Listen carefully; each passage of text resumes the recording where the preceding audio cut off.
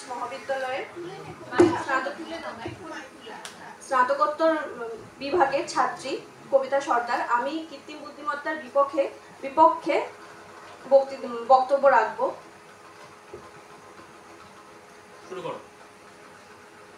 মানুষের বুদ্ধিমত্তার দ্বারাই সৃষ্ট কৃত্রিম বুদ্ধিমত্তা, কিন্তু মানুষ ধীরে ধীরে নিজের কৃত্রিম বুদ্ধিমত্তার প্রয়োগের ফলে মানুষ ধীরে ধীরে নিজের যে সজীবতা, নিজের যে নিজস্বতা, সেটা ধীরে ধীরে মানুষ ভুলে যাচ্ছে, নিজের কর্মবিমুখ হয়ে পড়ছে। ধীরে ধীরে মানুষের যে ভাববার শক্তি, বোধ শক্তি, সেটি ধীরে ধীরে ক্রমোন্নাস হয়ে পড়ছে। আমার বিপক্ষেও একজন বললেন যে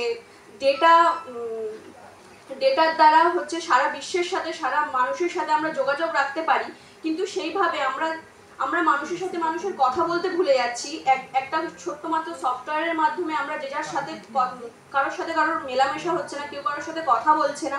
শুধুমাত্র একটি সফটওয়্যারের মাধ্যমে যে যার সাথে যখন যা খুশি কথা বলতে পারে। মানুষ নিজের যে পরিশ্রম ক্ষমতা, নিজের যে পরিশ্রমের ক্ষমতা, একসাথে সংঘবদ্ধ হয়ে থাকার যে মুষ্টিমেয় সজীবতা, সেটি ধীরে ধীরে মানুষ ভুলে যাচ্ছে। দ্বিতীয় আসা যায় কর্মসংস্থানের ব্যাপারে। বহু মানুষ এআই একটা সফটওয়্যার ডেভেলপমেন্ট, যেহেতু এখানে বেশিরভাগ যারা কর্মসংস্থান যাদের হবে তারা বেশিরভাগ ক্ষেত্রে ইঞ্জিনিয়ার বা যারা কোডিং জানে তারাই বেশিরভাগ ক্ষেত্রে কাজ করতে পারবে, কিন্তু সাধারণ মানুষ যারা আমাদের মতো সাহিত্য নিয়ে পড়ে, সাধারণ মানুষের মতো চিন্তা শক্তি আছে, যারা কবিতা লেখে, গান গায়, তারা কি করবে? তারা তো বুদ্ধিমত্তা, সে তো এআই থেকেই কবিতা পেয়ে গেল, এআই থেকেই গল্প পেয়ে গেল। সেই মানুষের যে সৃষ্টি করার ক্ষমতা, মানুষের আসলে মানুষই শিল্প সৃষ্টি করে, সেই শিল্পের ক্ষমতাটা মানুষের ধীরে ধীরে ভুলে যাচ্ছে। দ্বিতীয়ত বলা যায় যে ডারউইনের মতবাদের মতো বলা যায় যে এখানে উনি বলেছিলেন যে মানুষ ধীরে ধীরে যদি কোনো অঙ্গ কাজ না করে তাহলে সেটি আর কোনো রকমভাবে কাজ করে না। এআই এর মাধ্যমে কাজ করতে করতে আমাদের যে নিজস্বতা, বুদ্ধি, সেটা ধীরে ধীরে ক্রমোন্নাস হতে হতে পরবর্তী প্রজন্মে গিয়ে সেটি কোথাও একটা হ্রাস পাবে। শেষে বলা যায় মুক্তধারার রবীন্দ্রনাথের কথা। ওখানে উনি বলেছিলেন যান্ত্রিকতার সাথে প্রাণের কথা। আসলে শেষে প্রাণ যান্ত্রিকতার সাথে মিশে গিয়ে প্রাণ জিতে যায়, ঝর্ণাধারার জলের মতো প্রাণ হয়ে যায় জীবন্ত।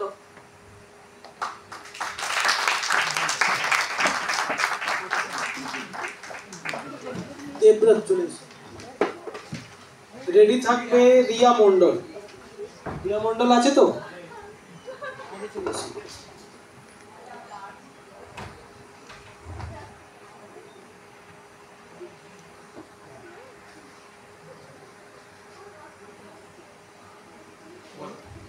নমস্কার, আমি দেবব্রত গুচ্ছাই, নববালিগঞ্জ মহাবিদ্যালয়। আজকের বিষয় কৃত্রিম বুদ্ধিমত্তা। আমি এটার বিপক্ষে কিছু যুক্তি রাখতে চলেছি। আমি এটা একদমই কিছু কিছু ক্ষেত্রে পক্ষপাতিত্ব করলেও বেশিরভাগটা আমি এর বিপক্ষে। আমি যেমন প্রথমতই বলতে পারি, যেমন এটিতে যেমন 24/7 যেমন এটিকে যেমন খাটানো যায় বা যেমন এটি ক্লান্তিহীন পরিশ্রম করতে পারে, তেমন এটি অন্য দিক থেকে কিন্তু প্রচুর ব্যয় সাপেক্ষ। এখনো পর্যন্ত কটা কোম্পানি অল ওভার ওয়ার্ল্ড জুড়ে রাখতে পেরেছে এআইকে।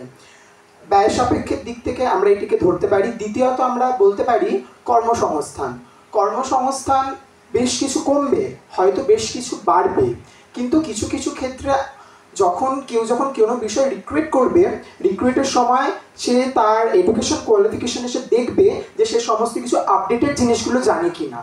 এখন যদি কেউ কোনো কোম্পানিতে যায়, তাকে নিশ্চয়ই সে যদি 2007 কিংবা 2003-এর মাইক্রোসফট অফিস সে যদি যেতে যায়, তাহলে তাকে কিন্তু এখনও অসম্ভব হতে পারে তাকে নেওয়া, কারণ এখন মাইক্রোসফট অফিস 2021-এর লেটেস্ট ভার্সন চলছে। এখান থেকে কর্মসংস্থানের এই একটা সমস্যা তুলে ধরা যেতে পারে। দ্বিতীয়ত, কৃত্রিম বুদ্ধিমত্তার কোনো নিজস্ব সৃজনশীলতা নেই। সে কোনো রকম বাইরের কোনো চিন্তা সে করতে পারে না, আউট অফ দ্য বক্স সে কোনো রকম চিন্তা ভাবনা করতে পারে না। তাকে যতটুকু জানানো আছে সে সেই আয়ত্তের মধ্যেই সে কাজ করে থাকে। মানুষকে দিন দিন অলস করে দিচ্ছে, মানুষ নিজের ভাবনাকে ভাবতে পারছে না, নিজের সমস্যাকে সমাধান করতে পারছে না। এবং শিক্ষার ক্ষেত্রেও এটা একটা বড় প্রভাব ফেলছে।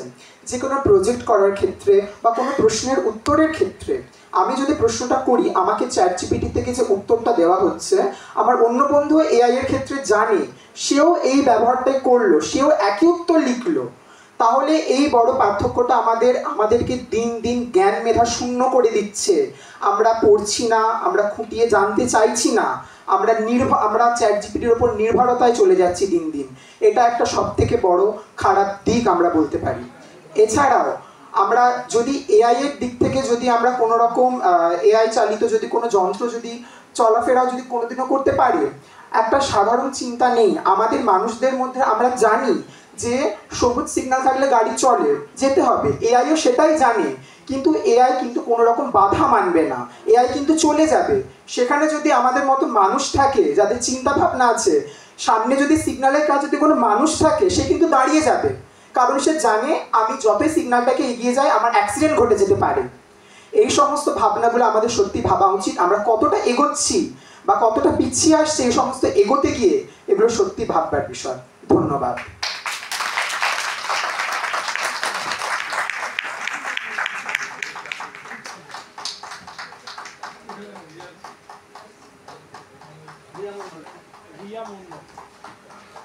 রিয়া মন্ডল।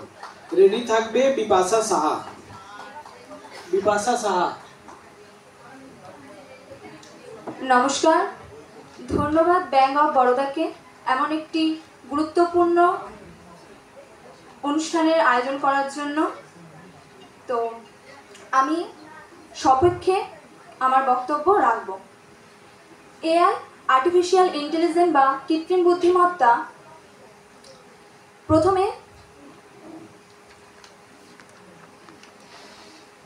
একটু খুলে যাচ্ছে।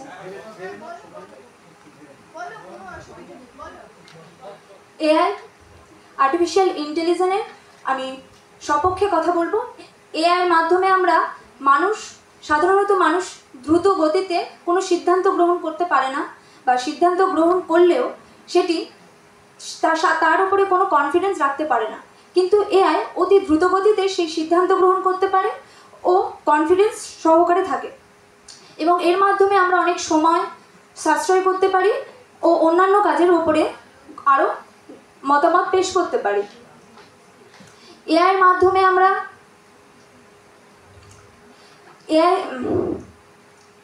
এআই অনেক ঝুঁকিপূর্ণ কাজ করতে পারে যেগুলি সাধারণ মানুষ একদমই করতে পারে না, যেমন বোমা বিস্ফোরণ, কোনো খাদে গিয়ে কাজ করা ইত্যাদি অনেক কাজ করতে পারে, যেটা সাধারণ মানুষের পক্ষে সম্ভব নয়, বা করলেও সেটা মানুষের পক্ষে ঝুঁকিপূর্ণ আসতে পারে।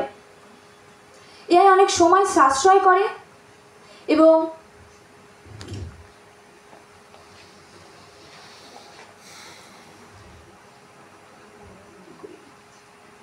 ধন্যবাদ, আমার গুলিয়ে গেছে আসলে সব।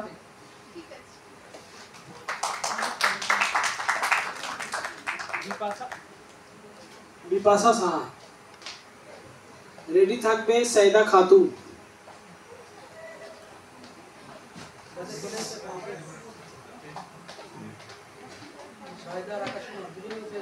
সাইদা আর আকাশ কুমার দুজনেই এসে সামনে এসে বসো।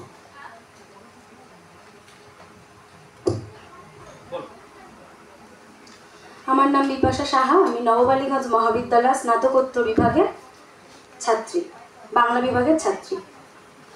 এখন আমাদের যে সৃষ্টির সময় থেকে, মানুষ সৃষ্টির সময় থেকে আমরা যেভাবে পরপর সফটওয়্যার আপডেটেড হচ্ছি বা বিভিন্ন যন্ত্রপাতিতে আপডেটেড হচ্ছি, সেই প্রত্যেকটা জিনিসেরই কিছু খারাপ ভালো দিক আছে। যেমন পারমাণবিক ফোর্সকে যদি আমরা ভালো কাজে ব্যবহার করি, কোনো পাথর ফাটিয়ে রাস্তা বানাতে ব্যবহার করি, তখন সেটা ভালো, কিন্তু সেটা যদি কোনো দেশের ক্ষতি করার জন্য ব্যবহার করি সেটা খারাপ। তেমনই এই আর্টিফিশিয়াল ইন্টেলিজেন্সেরও খারাপ ভালো দুটো দিকই আছে। আমি খারাপ দিকগুলো তুলে ধরছি। আমার প্রথমে যারা সপক্ষে বলে গেছে তাদের মধ্যে কিছু কথা উঠে এসেছে যে নতুন নতুন সফটওয়্যার যেগুলো আসছে তার জন্যে আমরা আরও উন্নত হয়ে যাচ্ছি, আমরা আরও নতুন নতুন কাজ সহজে করতে পারছি। কিন্তু বিষয় হচ্ছে আজকে আমরা যেই উইন্ডোজ বা যেই কোরাল ড্র আমরা আজকে শিখছি 5,000 টাকা 3,000 টাকা দিয়ে যেই সেন্টারগুলোতে, আজ থেকে 3 মাস পর 1 বছর পর সেই সফটওয়্যার মডিফাই হয়ে আরও উন্নততর হয়ে যাচ্ছে। তখন আমাদের এই কোর্স করেছি যারা আমরা নিজেকে চাকরির জন্য একভাবে প্রিপেয়ার করেছি, সেখানে আমরা বাতিল হয়ে যাচ্ছি। তেমনভাবেই যারা আগে থেকে চাকরি করতো তারাও সেখান থেকে বাতিল হয়ে যাচ্ছে। যেভাবে স্মার্টফোন আসার পরে ল্যান্ডলাইন এবং টেলিফোন সেন্টারে যারা কাজ করতো তাদের কাজ চলে গেছে, যেভাবে গাড়ি আসার পরে ঘোড়ার গাড়ির যারা চালক ছিল তাদের যা কাজ ছিল সেগুলো লুপ্ত হয়েছে। এমপ্লয়মেন্ট হয়তো কিছুটা বাড়বে, কিন্তু আনএমপ্লয়মেন্ট এত সংখ্যায় বেড়ে যাবে যার ফলে লাভ হবে আমরা সাধারণ যারা মানুষ আছি, সাধারণ যারা এমপ্লয় বা সাধারণ যারা শ্রমিক রয়েছে তাদের কোনো লাভ হবে না। লাভ হবে সেই কর্পোরেট পুঁজিপতি মালিক শ্রেণীর, যারা কম টাকা দিয়ে একজন কর্মচারীকে দিয়ে ওই সফটওয়্যারের মাধ্যমে অনেকটা কাজ করে নিতে পারবে, যার ফলে আমরা এত জনসংখ্যা তারা বেকার হয়ে পড়ব এবং তারা রুটি রুজির রোজগার করতেও পারবে না। এরপর আমরা বলেছি চ্যাট জিপিটি, যে চ্যাট জিপিটির সাথে গোটা বিশ্ব ব্রহ্মাণ্ড পরিচিত হয়েছে 2022 নভেম্বর সালে, যখন চ্যাট জিপিটি 3.5 আমাদের সামনে আসে। এই চ্যাট জিপিটি 3.5-এর দ্বারা সবার প্রথম যে কাজটি শুরু হয় বেশি করে, সেটা হচ্ছে চিটিং করা, যেটা অঙ্ক করার ক্ষেত্রে বা আমার আগের বন্ধু বলে গেছেন আমরা কবিতা লিখতে বললে কবিতা লিখে দিচ্ছে, কিন্তু সেই কবিতায় মানুষের যে শিল্পসত্তা, যা ইমোশন রয়েছে সেটা কতটা রয়েছে আমরা জানি না। আমাদের কলেজে আগে একটি সেমিনার হয়েছিল বেগম রোকেয়াকে নিয়ে, যখন ভেবে পাচ্ছিলাম না কি লিখবো, আমার এক সহপাঠী বলেছিল চ্যাট জিপিটিতে তুই বেগম রোকেয়াকে নিয়ে লিখে ফেল। কিন্তু সেই কথা যদি আমি শুনে চ্যাট জিপিটির লেখা আজকে আমি লিখতাম, তাহলে আমার ওই লেখাটি আজকে বইমেলায় প্রকাশিত হতো না, কারণ লেখাটি খুবই যান্ত্রিক ছিল।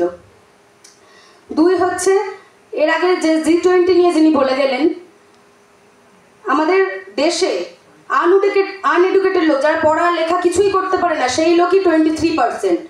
15 থেকে 29 বছর বয়সী যারা মানুষ, তারা একটা কম্পিউটার চালাতে জানে না 60%, আর 75% লোক ইমেল করতে জানে না। দিনের পর দিন আমাদের ইন্ডিয়াতে, এমনকি নতুন শিক্ষানীতিতেও আমরা দেখতে পাচ্ছি আমাদের নিউ এডুকেশন পলিসি যেটা, তাতে আমাদের শিক্ষা খাতে বরাদ্দ কমিয়ে দেওয়া হয়েছে, বাজেট কমিয়ে দেওয়া হয়েছে। এখন এই বাজেট কমিয়ে দিয়ে কতজন মানুষকে এডুকেটেড করতে পারবেন? যেই দেশে এত যে 75% মানুষ একটা ইমেল করতে পারে না, 60% মানুষ কম্পিউটার ঠিকমতো চালাতে পারে না, তারা আপনার এআই মডিফাইড হবে? এটা কি করে সম্ভব?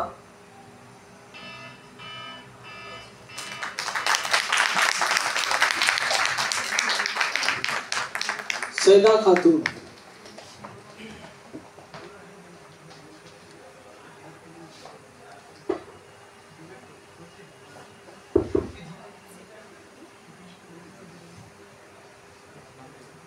My name is Saida Khatun. I'm from Nawabaliganj Mahavidyalaya, a student of MCOM 4th semester. Shall I start now? I would like to say the positive side of AI. So AI আমরা সবাই জানি, AI কি আমরা সবাই জানি। মোটামুটি 1955-এ John McCarthy, একজন American computer scientist, যিনি এআই শব্দটি প্রথম ব্যবহার করেন।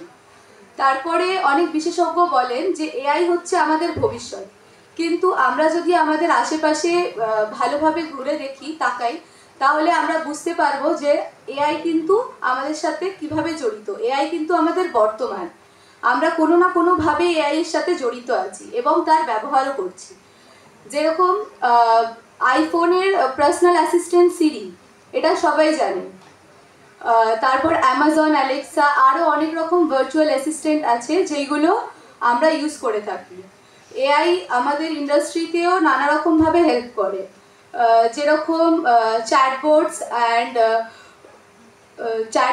অ্যান্ড তারপরে ট্রেডিংয়ে আমাদের অনেক রকমভাবে হেল্প করে। কোন স্টকে আমরা টাকা লাগাতে পারি কি পারি না, এগুলোর জন্য এআই আমাদের অনেক রকমভাবে হেল্প করে।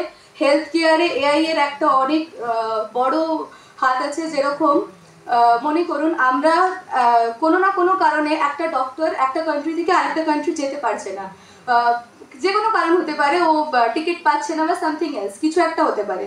বাট এআই এর জন্য আজ রোবট এত বেশি ডেভেলপমেন্ট হয়ে গেছে যে একটা কান্ট্রি থেকে আরেকটা কান্ট্রিতে ওই পেশেন্টের কাছে মানে চিকিৎসাটা আর কি হয়ে যাচ্ছে। তো এআই এত বেশি এগিয়ে গেছে, এইগুলো আমাদের মানে এআই এর একটা পজিটিভ দিক। তারপরে ম্যানুফ্যাকচারিং ইন্ডাস্ট্রিতেও এআই এর অনেক ইউজ হয়। যেরকম আমরা বলতে পারি, যে কাজ করতে আগে অনেক জনের দরকার হতো, এখন এআই এর জন্য অনেক কম জনে আর খুব বেশি অ্যাকিউরেটলি ওই কাজটা আমরা করে নিতে পারছি। তারপর রোবট ডেভেলপমেন্টের জন্য যে জায়গাগুলো আমরা মানুষকে পৌঁছাতে পারছি না, চাই না যে মানুষ যায়, যেরকম বম্ব ডিফিউজের জন্য সেখানে আমরা রোবটকে পৌঁছাতে পারি। তারপরে যেখানে ল্যান্ড মাইন্স এরিয়া আছে, যেগুলো রিস্কি প্লেস আছে, সেখানে আমরা এআই এর হেল্পে রোবট টেকনোলজি যেটা এত বেশি এগোচ্ছে, যেটা এত বেশি ডেভেলপ আছে, তার জন্য আমরা রোবটকে সেখানে পাঠিয়ে সেই কাজটা সলিউশন আমরা পেতে পারি। আর এআই আমাদের যারা গাড়ির ব্যাপারে জানেন তারা টেসলার ব্যাপারে শুনে থাকবেন, এআই আমাদের সেলফ ড্রাইভিং ফিচার্সও প্রোভাইড করছে, যেটা আগে আরও আমাদের অনেক হেল্পফুল করবে। এবার বলি, যারা বলছে এআই এর জন্য জব চলে যাচ্ছে, তো আমাদের মানুষ সবসময় এনভায়রনমেন্টের সাথে খাপ খাইয়ে নেওয়ার মতো এনকারেজমেন্ট রাখে, সবসময় সে করে নিজের, মানে যেরকম এনভায়রনমেন্ট আছে তার সাথে খাপ খাইয়ে নিতে পারবে।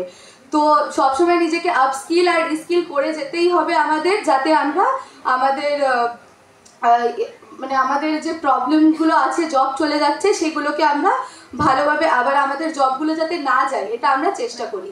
আর একটা কথা বলছি, যখন আমাদের কোনো কিছু নতুন আসে তখন সেটাকে অ্যাডপ্ট করতে সবাই ভয় পায়। এআইও এরকমই আছে, এটা নতুন এসছে বলে সবাই অ্যাডপ্ট করতে ভয় পাচ্ছে। যেরকম একটা এক্সাম্পল, এটিএম সার্ভিসেস যখন এসছিল সবাই ভয় পেত।